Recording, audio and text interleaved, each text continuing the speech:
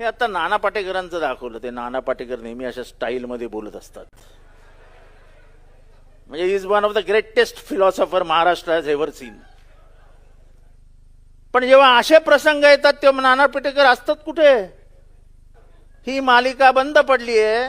नाना पाटेकरांनी बोलायला पाहिजे ना, अनासपुरेंनी बोलायला पाहिजे. त्या माळीताई आहेत आमच्या प्राजक्ता माळीताई, त्यांनी बोलायला पाहिजे है ना.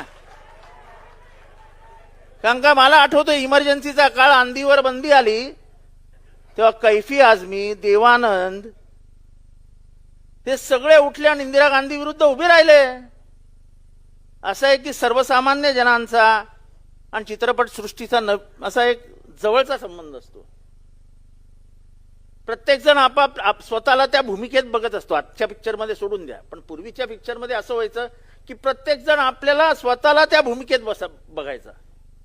म्हणजे अमिताभनी एक ढिशुम मारलं की खालनं ढिशुमचे 100 आवाज यायचे. एवढे लोक रममाण व्हायचे त्या ह्याच्यामध्ये भूमिकेमध्ये. पण आजच्याची चित्रपट सृष्टी म्हणजे आपने आम चूसके खाया के काटके खाया.